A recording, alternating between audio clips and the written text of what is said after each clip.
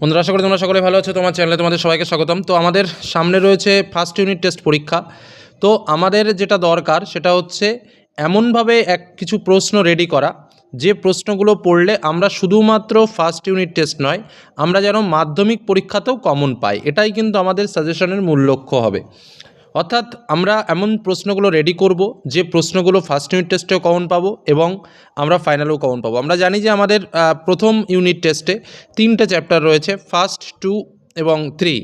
অর্থাৎ প্রথমে আমাদের যেটা রয়েছে ইতিহাসের ধারণা, তারপরে আমাদের রয়েছে যেটা হচ্ছে সংস্কার বৈশিষ্ট্য পর্যালোচনা, তারপরে আমাদের যেটা রয়েছে সেটা হচ্ছে প্রতিরোধ ও বিদ্রোহ।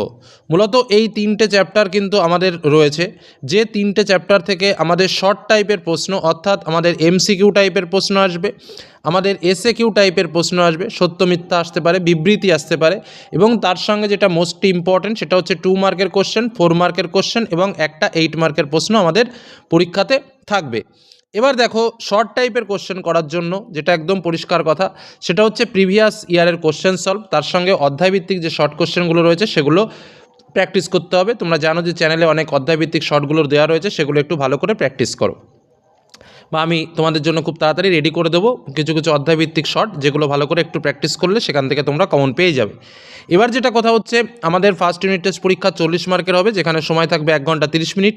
তোমাদের 2, 4 এবং 8 মার্কের জন্য কোন কোন প্রশ্ন রেডগুলো তোমাদের অবশ্যই রেডি করা উচিত সেটা তোমাদের অবশ্যই বলবো। এবং এই প্রশ্নগুলো শুধুমাত্র কিন্তু ফার্স্ট ইউনিট টেস্ট নয়, মনে রাখবে এই প্রশ্নগুলো কিন্তু টেস্ট এবং ফাইনাল উভয়ের ক্ষেত্রেই কিন্তু ইম্পর্টেন্ট। আর একটা কথা, ইতিহাসের ক্ষেত্রে আমাদের অবশ্যই মাথায় রাখতে হবে যে আমাদের 2 মার্কের প্রশ্ন আর 4 মার্কের প্রশ্নের ভেতরে একটা সম্পর্ক রয়েছে। কী সেই সম্পর্ক? না, কিছু কিছু 2 মার্কের প্রশ্ন আসে যে প্রশ্নগুলো 4 মার্কেও চলে আসতে পারে, আবার কিছু কিছু 4 মার্কের কোশ্চেন আসে যেগুলো কিন্তু 2 মার্কেও চলে আসতে পারে। আবার আরেকটা বিষয়, কিছু কিছু 4 মার্কের কোশ্চেন আছে যে কোশ্চেনগুলো কিন্তু দুটোকে জুড়িয়ে 8 মার্কের কোশ্চেন হিসেবে পরীক্ষাতে চলে আসে, যে কারণে 4 মার্কের কোশ্চেনগুলো আমাদের ভাইটাল, 2 মার্কের কোশ্চেনগুলোও আমাদের কিন্তু ভাইটাল। 2 মার্কের প্রশ্নগুলো আমরা এমনভাবে পড়ব সেটা যাতে 4 মার্কের প্রশ্ন আসলে আমরা লিখতে পারি, আবার 4 মার্কের প্রশ্নগুলোও আমরা এমনভাবে পড়ব সেটা যাতে 8 মার্কের প্রশ্ন আসলে জয়েন্ট আকারে আমরা কিন্তু লিখতে পারি। এই টার্গেটটা কিন্তু আমাদের মাথায় রাখতে হবে। এবার আমি আলোচনার মধ্যে বিষয়টি আরও ক্লিয়ার করে দেওয়ার চেষ্টা করছি। তবে যে প্রশ্নগুলো এখন তোমাদের বলছি, দেখে নাও এই প্রশ্নগুলো রেডি করা আছে কিনা। যদি রেডি করা না থাকে অবশ্যই রেডি করে নাও। প্রথমেই বলবো, প্রথম অধ্যায় ইতিহাসের ধারণা থেকে প্রশ্ন। তো স্বাভাবিকভাবে স্থানীয় ইতিহাস চর্চা, সামাজিক ইতিহাসের সংজ্ঞা, নতুন সামাজিক ইতিহাস চর্চা বলতে কী বোঝো, পরিবেশগত আন্দোলনের গুরুত্ব বা পরিবেশের ইতিহাসের গুরুত্ব কী, very very important question. British সরকার সোমপ্রকাশ পত্রিকা বন্ধ করে দিতে চেয়েছিল কেন?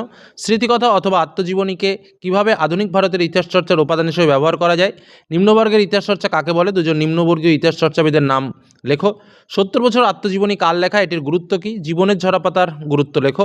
বিশ্বায়ন মানুষের পোশাক পরিচ্ছদকে কীভাবে প্রভাবিত করেছে? ইতিহাসের উপাদান হিসেবে সংবাদপত্রের বা ইন্টারনেটের গুরুত্ব কী? ইন্দিরা গান্ধীকে লেখা জওহরলাল নেহরু চিঠির গুরুত্ব কী? শিল্পচর্চার ইতিহাস, খাদ্যাভ্যাসের ইতিহাস চর্চার গুরুত্ব লেখো। ইতিহাস চর্চায় ফটোগ্রাফের গুরুত্ব কী? পোশাক পরিচ্ছদ থেকে আমরা কীভাবে ইতিহাসের কথা জানতে পারি? এ হলো প্রথম চ্যাপ্টার থেকে 2 মার্কের প্রশ্ন। দ্বিতীয় চ্যাপ্টার থেকে 2 মার্কের জন্য যে প্রশ্নগুলো ইম্পর্টেন্ট: পাশ্চাত্য শিক্ষা প্রসারে ডেভিডের অবদান, এশিয়াটিক সোসাইটির গুরুত্ব, কয়েকটা টিকা রয়েছে, উডেডেসপাস, নববঙ্গ, নববেদান্ত, প্রাচ্য ও পাশ্চাত্যবাদী, সাধারণ ব্রাহ্ম সমাজ ও আদি ব্রাহ্ম সমাজ, সর্বধর্ম সমন্বয় এবং প্রাচ্য পাশ্চাত্য দ্বন্দ্ব।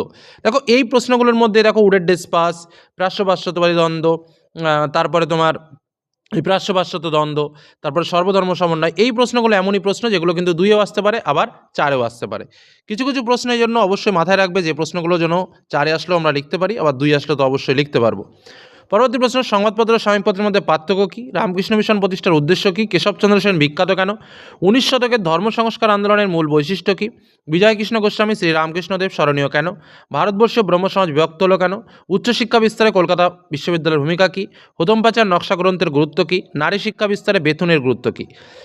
নেক্সট আমাদের তৃতীয় অধ্যায় অর্থাৎ প্রতিরোধ ও বিদ্রোহ থেকে কিছু টিকা আকারে রয়েছে। তার মধ্যে খুদকাটি প্রথা কী, দিকু কী, চুয়ার কী, ক্যানারাম ও বেচারাম কী, তারিখে মোহাম্মদিয়া বলতে কী বোঝো, উলগুলান কী, মোস্ট ইম্পর্টেন্ট কোশ্চেন। তারপরে 19 শতকের উপজাতি বিদ্রোহের কারণ কী, মুন্ডা বিদ্রোহের কারণ কী, সাঁওতাল, কোল, মুন্ডা, ভিল প্রত্যেকটা বিদ্রোহের কোথায় হয়েছিল এবং প্রত্যেকটা বিদ্রোহে দুজন করে নেতার নাম মনে রাখবে। নীল বিদ্রোহে খ্রিস্টান মিশনারিদের ভূমিকা কেমন ছিল? ভারতবর্ষে কোম্পানির উদ্যোগে নীল চাষ শুরু হয়েছিল কেন? এলাকা চাষ ও বেএলাকা চাষ বলতে কী বোঝাও? কী বোঝায়? দুদু মিয়া, হরিশ্চন্দ্র মুখোপাধ্যায়, রানী শিরোমণি, দেবী চৌধুরানী বিখ্যাত কেন? এই যে প্রশ্নগুলো বললাম 2 মার্কের জন্য অবশ্যই দেখে রাখবে।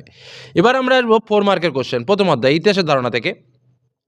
ইন্দিরা গান্ধীকে লেখা জওহরলাল নেহরু চিঠি সম্পর্কে আলোচনা করো। আমি কিন্তু এটা 2 মার্কেও দিয়েছি। দেখবো অনেক প্রশ্ন আছে যেগুলো কিন্তু আমরা 2 মার্কে রয়েছে। যেমন নতুন সামাজিক ইতিহাস চর্চা গুরুত্বপূর্ণ হয়ে উঠেছে কেন? ঠিক একই প্রশ্ন আমরা যদি 2 মার্কে দেখি, দেখো এই যে নতুন সামাজিক ইতিহাস চর্চা বলতে কী বোঝো, আমরা 2 মার্কেও কিন্তু দিয়েছিলাম। ঠিক আছে? ঠিক একই প্রশ্ন আবার দেখো আমি 4 মার্কেও দিয়ে দিয়েছি, কারণ এই প্রশ্নগুলো 2এও যেমন ইম্পর্টেন্ট ঠিক তেমনভাবে 4এও কিন্তু ইম্পর্টেন্ট। আধুনিক ইতিহাস চর্চায় খেলার গুরুত্ব কী? জাতীয়তাবাদের উন্মেষের সোমপ্রকাশ পত্রিকার ভূমিকা কী?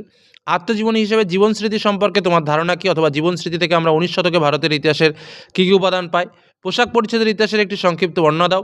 বঙ্গদর্শন পত্রিকার মাধ্যমে তৎকালীন বঙ্গ সমাজে জাতীয়তাবাদের প্রসার কেন হয়েছিল? দৃশ্যশিল্পের ইতিহাস সম্পর্কে আলোচনা করো। স্থাপত্য ও ভাস্কর্য ইতিহাসের বৈশিষ্ট্যগুলি লেখো। টিকা লেখো বঙ্গদর্শন পত্রিকা বা নারীর ইতিহাস। ইতিহাসের উপাদান হিসেবে জীবনের ঝরাপাতার গুরুত্ব কী? এবার আসবো দ্বিতীয় অধ্যায় থেকে 4 মার্কের প্রশ্ন। 19 শতকে বাংলায় শিক্ষার বিস্তারে রামমোহন রায়ের ভূমিকা আলোচনা করো। এই প্রশ্নটা এই যেমন রামমোহন রায়ের প্রশ্ন, তারপরে দ্বিতীয় প্রশ্ন যেটা দিয়েছি দেখো, সমাজ সংস্কার আন্দোলনে ব্রাহ্ম সমাজের কীরূপ ভূমিকা? দুটো প্রশ্নই কিন্তু 8 মার্কেও আসতে পারে, এমনই প্রশ্ন।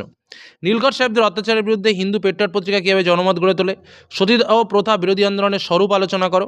19 শতককে প্রাচ্য ও পাশ্চাত্য শিক্ষা বিষয়ক দ্বন্দ্ব সম্পর্কে আলোচনা করো। এই প্রশ্নটা আমি 2এও দিয়েছি, আবার 4এও দিয়েছি। আধুনিক চিকিৎসাবিদ্যা চর্চায় কলকাতা মেডিকেল কলেজের ভূমিকা কী? জাতীয় জাগরণে ও সমাজ সংস্কারে স্বামী বিবেকানন্দের অবদান কী ছিল?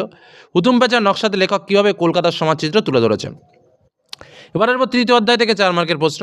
তিতুমির ওয়াহাবি আন্দোলনকে পরিচালনা করার ক্ষেত্রে কী কী পদক্ষেপ গ্রহণ করেছিল? বা তিতুমিরের ওয়াহাবি আন্দোলন, যেটা কিন্তু 8 মার্কে আসতে পারে। নীল বিদ্রোহ সফল হওয়ার পেছনে তোমার কারণ কী? চুয়ার বিদ্রোহ সংগঠিত হওয়ার পেছনে কী কারণ ছিল? সন্ন্যাসী ও ফকির বিদ্রোহের কারণগুলো কী কী? তারিক ই মোহাম্মদিয়ার মূল ভাবধারা মুসলিম সমাজে কীভাবে জাতীয়তাবাদের উদ্ভব ঘটায়? 1899 থেকে 1900 খ্রিস্টাব্দে মুন্ডা উপজাতিরা কেন বিদ্রোহের পথে অংশগ্রহণ করেছিল? মানে মুন্ডা বিদ্রোহের কারণ। সাঁওতাল বিদ্রোহের কারণ। নীলকর সাহেবদের কৃষকদের ওপর কীভাবে অত্যাচার করতো নীলকর সাহেবরা? ফরাজি আন্দোলন কি ধর্মীয় পুনর্জাগরণের আন্দোলন কিনা ব্যাখ্যা করো।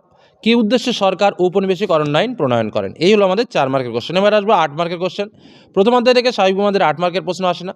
দ্বিতীয় অধ্যায় থেকে 8 মার্কের জন্য দুটো স্পেশাল কোশ্চেন রাখা হয়েছে। প্রথম প্রশ্ন ঈশ্বরচন্দ্র বিদ্যাসাগর বা রাজা রামমোহন রায়ের সমাজ সংস্কার, আর দ্বিতীয় প্রশ্ন 19 শতকে বাংলায় ব্রহ্ম আন্দোলনের বিবর্তন ও ব্রহ্ম সমাজের বিভাজন সম্পর্কে আলোচনা করো।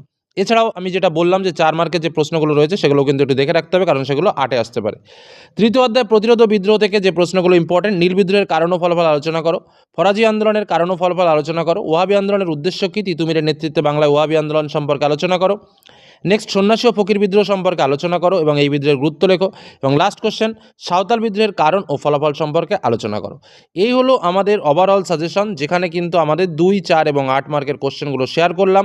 তবে একটা কথা অবশ্যই মনে রাখবে, ফার্স্ট ইউনিটের সাজেশন এটা কিন্তু একদম সে লাস্ট মিনিট সাজেশন নয় যে একদম অল্প প্রশ্ন দেবো। প্রশ্নগুলো অন্যভাবে সেট করা যাতে তোমাদের মাধ্যমিকে কাজে লাগে, এবং এখান থেকে কিন্তু শুধুমাত্র ফার্স্ট ইউনিট টেস্ট নয়, মাধ্যমিকেও কিন্তু এখান থেকেই প্রশ্ন পাবে। সেই হিসেবেই কিন্তু তোমাদের সামনে সাজেশন তুলে ধরা।